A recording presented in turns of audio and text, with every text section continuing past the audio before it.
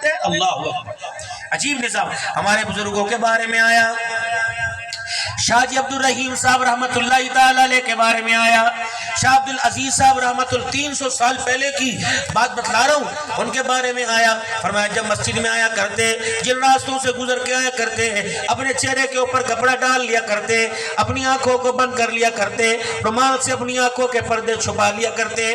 آپ کی مسجد کا مؤذن کہنے لگا، آپ کی مسجد کا نمازی کہنے لگا، حضرت جی کیا بات ہے، آپ لوگوں سے منہ چھپا چھپا کے آتے ہو، آپ لوگوں کو اپنا چہرہ نہیں دکھاتے۔ آپ نے فرمایا ویرا میرے بیلی دوست جانے دے، کہا حضرت جی جب تک راز نہیں بتائیں گے میں نہیں جانے دوں گا۔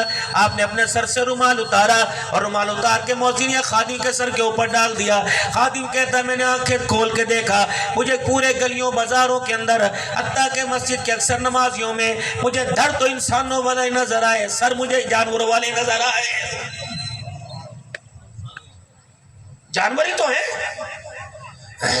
کتے کھا گئے، بلے کھا گئے، بہنوں کے حق کھا گئے، مردوں کے کفن کھا گئے، مردوں کو قبروں سے نکال نکال کے کھا گئے۔ تمہارے بھی علاقے میں آواز لگتی ہوگی، ان گلیوں میں پہلے آواز لگا کرتی تھی لویا بیچ لو، پلاسٹک دے ٹوٹے برتن بیچ لو، ٹوٹیاں جوتیاں بیچ لو، پتیسا لے لو، بھانڈے لے لو۔ اب کیا آواز لگتی ہے؟ وال بیچ لو، وال بیچ دو، بال بیچ لو۔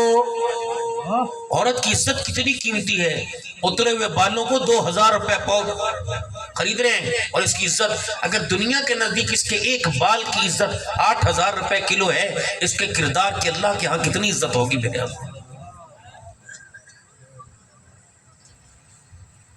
بیٹی کی حیا کا سودا کر کے، بیوی اور ماں کی عزت کے سودے کر کے، جن برتنوں میں تم کھانے کھاؤ گے ان کھانوں پہ خدا کی رحمت آئے گی۔ محلے میں پہلے ہلدی مانگا کرتے تھے، پہلے آٹے کا گولا مانگا کرتے تھے، اب کیا نہیں پہنا کیے جرو تو وال کاڑے نا، جدو کنگھی کرے نا والا نو سٹیا نہ کر سانو دے دیا کر۔ پہلے آٹے میں بال نکلتا تھا، لوگ روٹی نہیں کھاتے تھے، سالن میں بال نکلتا، پانی میں بال آ جاتا، لوگ پانی نہیں پیتے تھے۔ کیا پتا جب ہماری بے حسی شکل انسانوں جیسی، کرتوت جانوروں جیسے ہو گئے، اللہ نے ہماری عزتوں کے سودے ہمارے ہاتھوں سے کروا دیے۔ گھروں میں پتہ ہے عورت کے بالوں کے بارے میں کیا حکم ہے؟ عورت کے بالوں کے بارے میں حکم ہے، فرمایا مرد کو بھی خیال کرنا چاہیے، یہ اللہ کی مخلوق ہے، اللہ نے بنایا، اللہ نے بنائے، جب اس کو کاٹتا ہے اسے راہ پر چلنے والے راستے پہ نہ ڈالے، اللہ کی بنائی ہوئی چیز کی توہین نہ ہو جائے۔ عورت کو تو بہت شرائط کے ساتھ اللہ نے پابند فرمایا، فرمایا اگر تو کنگھی سے اپنے بالوں کو سیدھا کرے، کنگھی کے دانتوں میں بال ٹوٹ ٹوٹ کر جو کنگھی کے دانتوں میں آئیں یا گرے، خبردار ان کو کچرے کے ڈھیر پہ نہ ڈالیو، خبردار ان کو روڑی پہ نہ ڈالنا، بلکہ دیوار کے سوراخوں میں رکھ دینا، یا گھر کے اندر مٹی کا کوئی گڑھا سکھود کے دفنا دینا۔ اگر تیرے گھر کا فرش پکا ہے تو ماچس کی تیلی جلا کر ان بالوں کو جلا دینا۔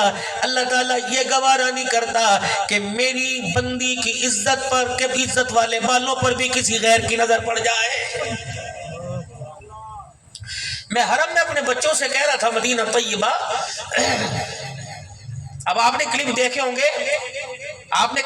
گے، آج کل عورتیں آ رہی ہیں یوں کر کے سلام کر رہی ہیں، اور یہ چنا ہوا ٹرم بنا ہوا جس کی کہانی، میں اپنی بیوی سے کہہ رہا تھا، میں نے کہا شکر کرو چہرے پر برقع نہیں تو سر کے اوپر تو ہے، شکر کرو جو حالات پاکستان میں نہیں، لاہور میں نہیں، بھاولپور میں نہیں، جو حالات پردے کے مدینے میں نظر آ رہے ہیں، اگر یہی حالات رہے رب اکبر کی قسم ہم برقعے پہ روتے ہیں، 15 سال کے بعد پتہ نہیں ہماری بچیوں کے جسموں پہ کپڑا بھی ہوگا کہ نہیں ہوگا۔ بچاؤ خدا کے واسطے۔